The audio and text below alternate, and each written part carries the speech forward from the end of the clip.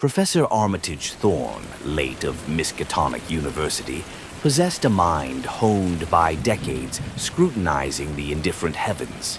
Nebulae were mere gas clouds, supernovae, predictable stellar deaths. Science was his bulwark against the universe's apparent chaos. Yet as I sit now in this sanitarium cell, the starlight bleeding through the barred window feels less like photons and more like staring eyes. I am compelled to commit my descent to paper. Not for absolution, for there is none, but as a warning whispered into the void, lest others follow the same accursed trajectory. It began with anomalies, faint, impossible gravitational signatures detected beyond the Oort cloud. Not the gentle tug of a hidden planet, but a gnawing. Data streams flickered with patterns defying known mathematics, sequences that resonated with a dreadful, subconscious familiarity, like half-remembered nightmares. My peers dismissed it as instrument error or exotic dark matter interactions. But Thorne, ever the bloodhound of the anomalous, delved deeper. He cross-referenced ancient astronomical records, fragmented clay tablets, and forbidden texts sequestered in the university's sub-basement archives. His obsession led him to the Codex of Yithlath, a fragmentary manuscript bound in a leather that felt disturbingly like cured flesh. Its pages, inscribed in no known language, seemed to shift under the gaze, revealing blasphemous geometries and accounts of a cyclical cosmic horror. It spoke of Ixthul, the Dark Star, not a celestial body as we comprehend, but an entity of pure ravenous negation. It drifted not through space, but through the gaps between realities, a cosmic scavenger drawn to burgeoning intelligence like a shark to blood. Every 26,000 years, the Codex whispered, when certain celestial alignments thinned the veil, Ixthul hungered. Thorne, initially scoffing at such superstition, grew pale. The mathematical anomalies he detected pulsed with a terrifying synchronicity to the Codex's predicted cycle.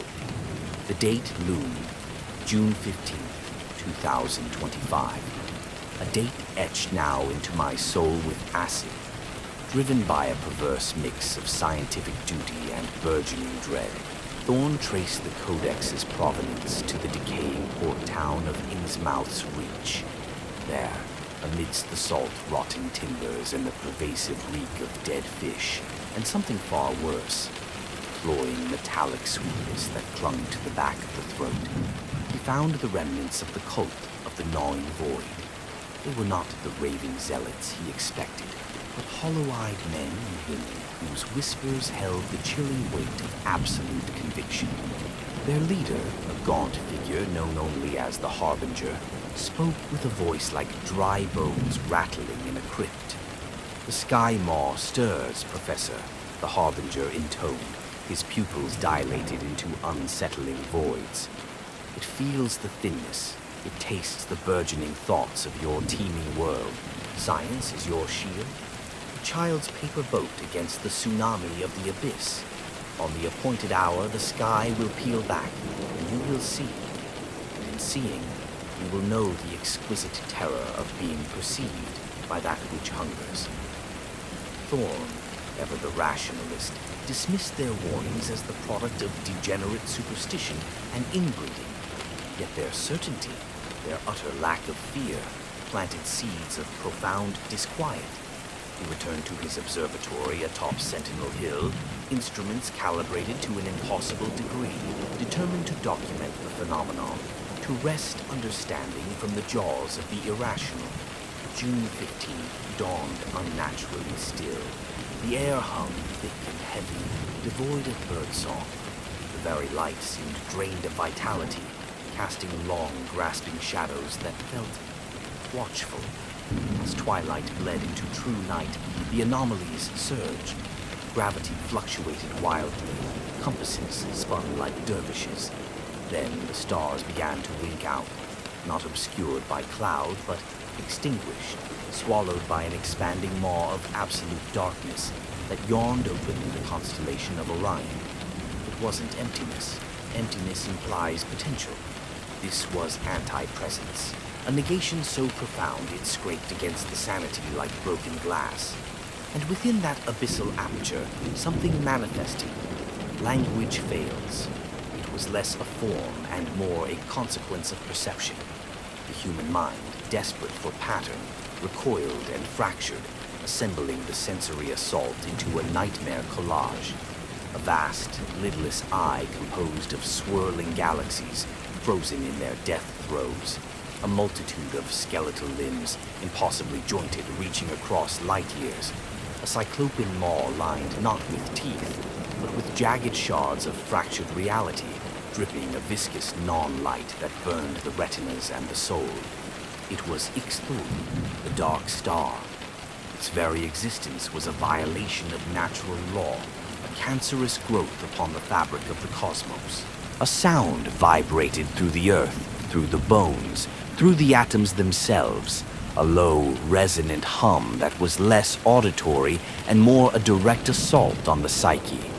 It wasn't a voice, but a concept translated into unbearable frequency. Hunger. The effect was instantaneous and catastrophic. In Innsmouth's reach, the cult of the gnawing void raised their arms not in terror, but in ecstatic welcome, their chants of Finglui Ixthul Reliye Ugah Nagel Vertagen, swallowed by the cosmic drone. Their bodies shimmered, then unraveled, dissolving into streams of iridescent mist that spiraled upwards, sucked towards the celestial maw. Not sustenance, but an offering, a pathetic tithe to the devourer. Beyond the town, madness erupted. Animals tore themselves apart. People gibbered, clawed out their own eyes, or simply ceased to be, their forms flickering and dissolving like smoke. The very landscape seemed to warp. Trees twisted into agonized parodies of themselves. Stone wept viscous shadow. Thorn, in his observatory, witnessed it all. His instruments overloaded, melting into slag. His cherished rationality shattered like glass.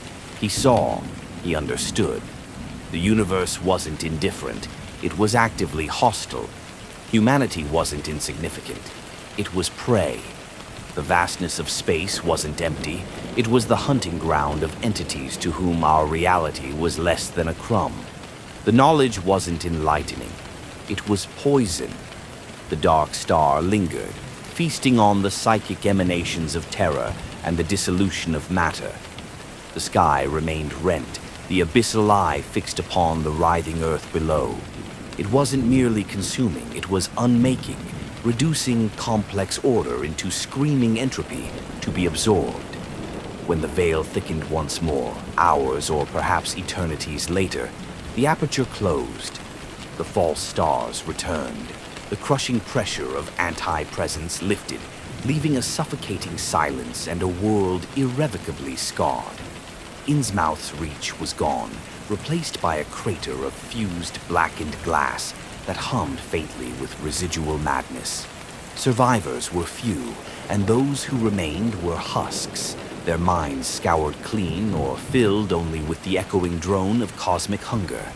As for me, Professor Thorne, they found me crawling amidst the shattered glass of my observatory dome, my fingernails torn bloody from clawing at my own face, trying to tear out the sight. I babbled of eyes in the void, of teeth made of broken space, of the gnawing emptiness that underlies all creation. They brought me here to Arkham Sanitarium, where the walls are thick and the windows barred. But the bars cannot keep it out. Not truly, for I feel it still. A faint, persistent gnawing at the edges of perception, a vibration in the marrow of my bones. The Dark Star, Ixthul, has passed, sated for another aeon, but it left something behind. A resonance, a craving. It showed us the true face of the cosmos, and in that revelation it planted a seed of its own infinite hunger within the fragile soil of the human mind. The attendants think my mutterings are the product of shattered nerves. They do not understand. When the stars grow cold and distant, when the silence presses in, I can hear it, a faint, echoic drone, growing ever so slightly louder. It is the sound of the abyss digesting. and it whispers, with the voice of 1,000 dying worlds, the same words the cult chanted, the same words that now beat like a rotten heart within my own crumbling skull. It hungers, it hungers, it hungers.